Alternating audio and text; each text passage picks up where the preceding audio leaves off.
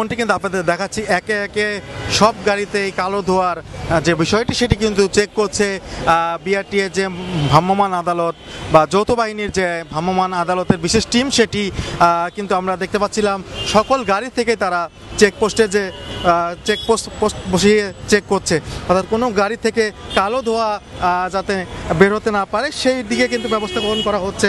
আপনাদেরকে আমরা দেখাচ্ছি সেনাবাহিনীর পক্ষ থেকে এই অভিযানে সার্বিক সহযোগিতা করছেন এবং তারা কিন্তু সকল গাড়িকে কালো ধোঁয়ার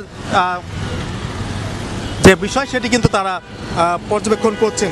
আমরা কথা বলেছি দু একজন সেনাবাহিনীর সাথে, তারা কিন্তু এই যে আজকের যে কার্যক্রম যাতে কালো ধোঁয়ার যে গাড়িগুলো রয়েছে সেই গাড়িগুলো যাতে চেক করতে পারে, সকল গাড়িগুলোকেই চেক করা হচ্ছে, অর্থাৎ কালো ধোঁয়া যাতে নির্মূল করতে পারে সেই লক্ষ্যে নিয়েই কিন্তু এবার বিআরটিএ পরিবেশ অধিদপ্তর পাশাপাশি যৌথ বাহিনীর যে একটি টিম সেটি কিন্তু কাজ করছে।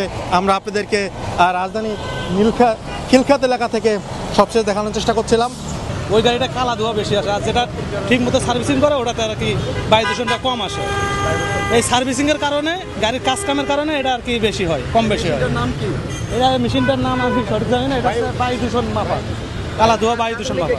বিআরটিএর যে মোবাইল কোর্টটি সেটি কিন্তু পরিচালনা হচ্ছে রাজধানীর খিলখাত এলাকায় এবং এ সময় যৌথ বাহিনী যারা রয়েছেন তারা কিন্তু সার্বিক সহযোগিতা করছেন।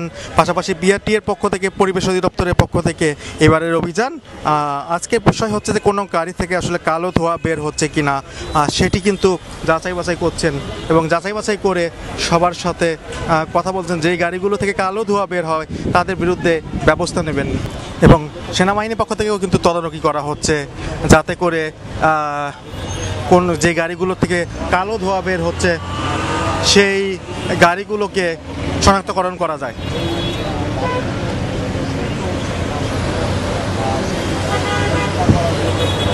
দর্শক আপনাদেরকে যেমনটি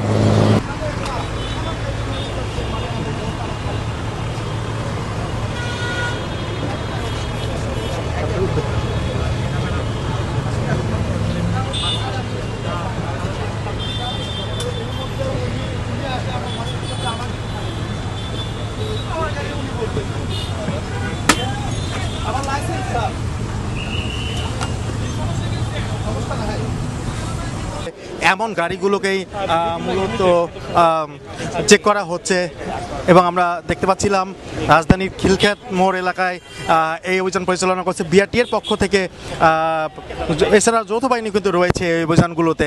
আপনাদেরকে সবশেষ দেখাচ্ছিলাম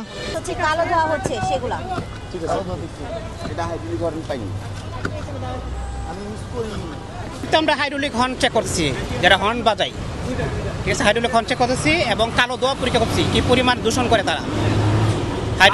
কালো ধোঁয়ার পরিমাণটা হচ্ছে আপনার 65 পর্যন্ত রেঞ্জ, এর উপরে গেলে জরিমানা করা হচ্ছে কি, এর উপরে যেতে পারবে না। জরিমানার পরিমাণ সর্বোচ্চ ওইটা ম্যাজিস্ট্রেট স্যার কি বলতে পারে। জি জি জি গাড়ি আপনার দেখছি টোটাল করে 4টা গাড়ি দেখছি, এর মধ্যে একটা ডাম্পিংয়ে দিলাম আর একটা 81 আর বাকি 2টা গাড়ি পাস করছে কি। হাইড্রোলিক হর্ন পাওয়া গেছে 2টা হাইড্রোলিক হর্ন।